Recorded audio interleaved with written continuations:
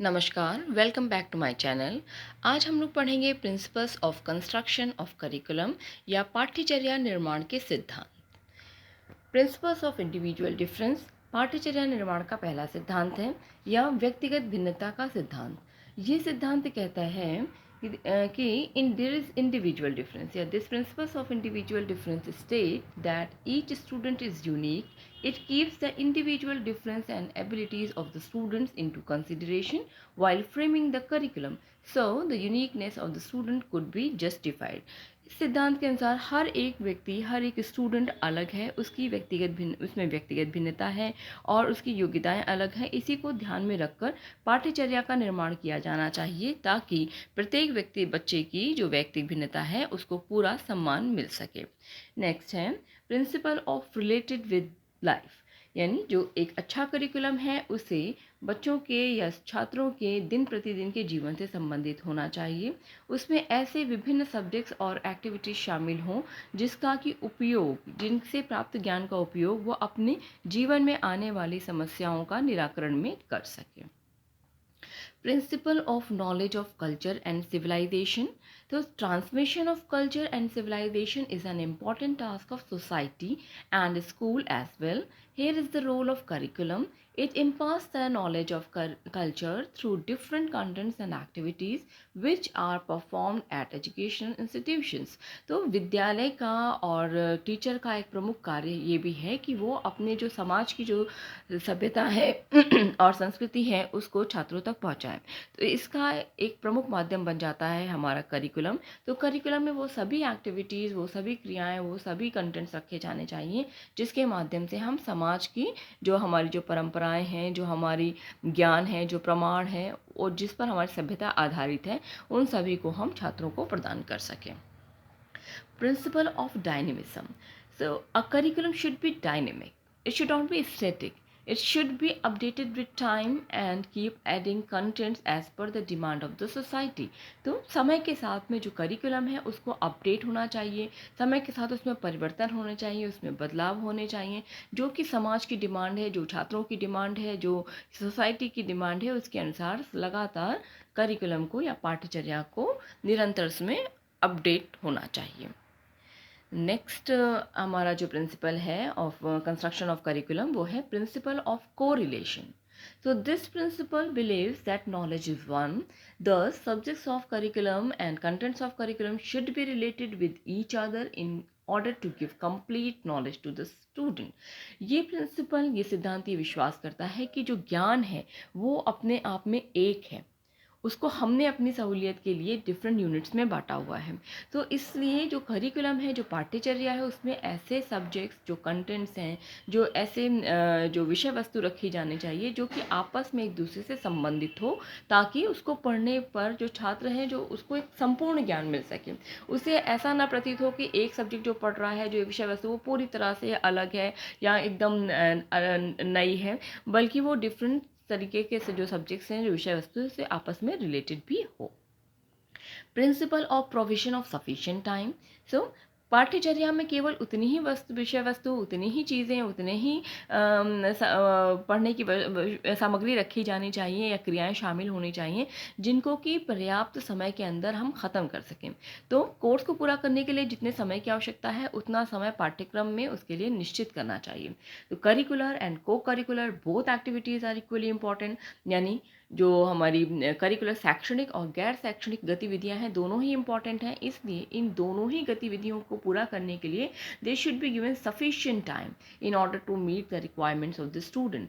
Proper time allocation should be done to complete the course within fix time, क्योंकि पाठ्यचर्या है और उसके अंदर सिलेबस भी उसी का हिस्सा है, उसे हमें एक निश्चित समय में ख़त्म करना होता है।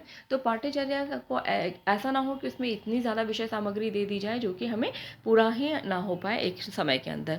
तो principle of provision of sufficient time ये कहता है कि पाठ्यचर्या की जो पाठ्य सामग्री है और जो गैर शैक्षणिक क्रियाओं के लिए जो जितनी भी एक्टिविटीज़ है उनके लिए भी एक निश्चित समय होना चाहिए। Principle of child centredness. ये सिद्धांत कहता है कि curriculum must be framed according to the needs interest, potentials, intellects and age of the student.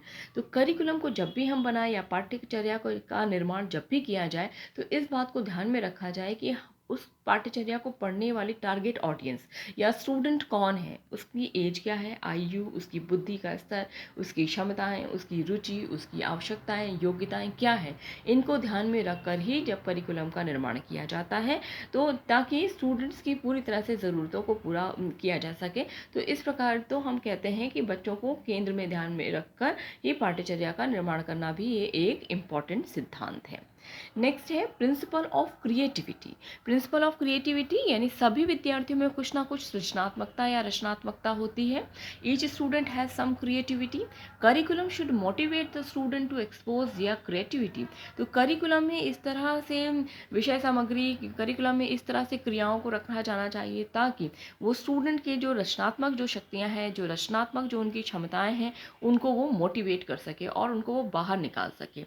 So there should be contents and activities which will be helpful in exploring the creativity among the students. छात्रों की छिपी हुई सृजनात्मक प्रतिभाएं को निखार कर बाहर लाना भी पाठ्यचर्या का कार्य है। छात्रों को मॉडल, चित्र, कला आदि से संबंधित प्रतियोगिताओं में भाग लेने के भी अवसर मिलने चाहिए। इस तरह की एक्टिविटीज़ भी पाठ्यचर्या में शामिल की जानी चाहिए।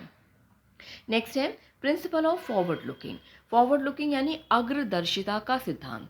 अग्रदर्शिता का सिद्धांत ये कहता है कि पाठ्यचर्या में ऐसे विषय, क्रियाएं, वस्तुएं शामिल की जाएं जिसके द्वारा बालक जीवन में आने वाले परिस्थितियों को अच्छी तरह समझ सके और सफल जीवन यापन करने के लिए उनसे अनुकूलीकरण कर सके। तो curriculum should include such type of subjects and activities through which student may be able to understand the upcoming circumstances of the life and may be able to adapt himself. Next है principle of variety and flexibility. Variety यानी विविधता और flexibility यानी लचीलेपन। तो विविधता और लचीलेपन का सिद्धांत कहता है कि that curriculum should be full of variety regarding different subject matter and activities. एक ही तरह की गतिविधियाँ, एक ही तरह की विषय वस्तु पाठ्यचर्या को नीरस बना सकता है, अतः उसमें इस जो सब्जेक्ट मैटर है और एक्टिविटीज़ की विविधता होनी चाहिए, बहुत सारी वैरायटी होनी चाहिए। This should be ample flexibility and for students and they should have the freedom to choose subjects according to their choice. जो हमारा करिकुलम है वो रिजिड नहीं होना चाहिए, उसमें स्टूडेंट्स के लिए बहुत सारी फ्लेक्सिबिलिटी या लचीलापन होना चाहिए ताकि वो अपनी चॉइस के अनुसार, अपनी पसंद के अनुसार डिफरेंट सब्जेक्ट्स को चुन सकें।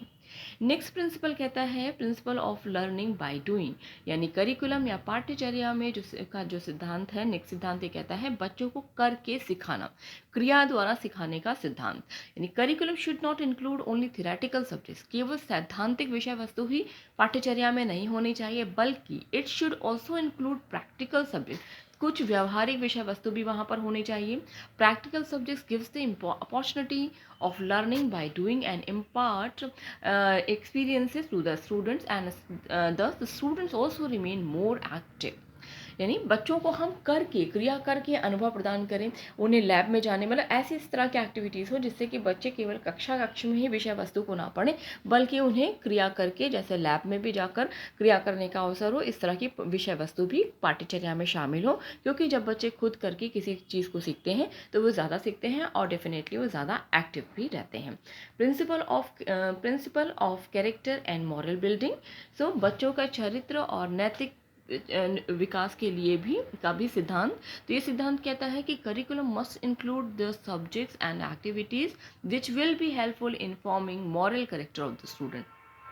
छात्रों के नैतिक चरित्र के विकास के लिए या नैतिक विकास के लिए भी ऐसी एक्टिविटीज़, ऐसी क्रियाएं होनी चाहिए जिससे कि बच्चों का नैतिक विकास आसानी से हो सके। नेक्स्ट है principle of development of civic sense and democratic value, यानी छात्रों में जो नागरिकता का विकास है, साथ साथ प्रजातांत्रिक मूल्यों का विकास है, इस विकास के सिद्धांत को भी ध्यान में रखना जाना चाहिए। जब भी करिकुलम या पाठ्यचर्या का निर्माण किया जा रहा है तो हम ये ध्यान रखें, चूँकि हम एक प्रजातांत्रिक देश में रहते हैं और हमारा उद्देश्य है कि छात्र एक अच्छा नागरिक बन सके। तो development of civic and democratic values is also one of the educational objectives. तो बच्चों में नागरिकता का विकास और साथ साथ प्रजातांत्रिक मूल्यों का विकास भी हमारा एक शैक्षिक उद्देश्य है।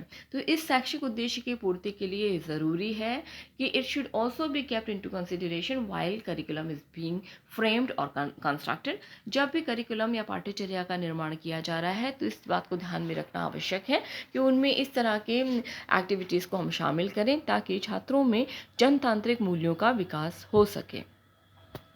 नेक्स्ट है principle of utilising leisure time. Leisure time का मतलब ये है कि जब बच्चा for overall development of the student it is needed that the student should learn to make proper use of their leisure time. यानी बच्चों के खाली समय का सदुपयोग भी सिद्धांत करिकुलम के निर्माण का एक सिद्धांत का आधार होना चाहिए।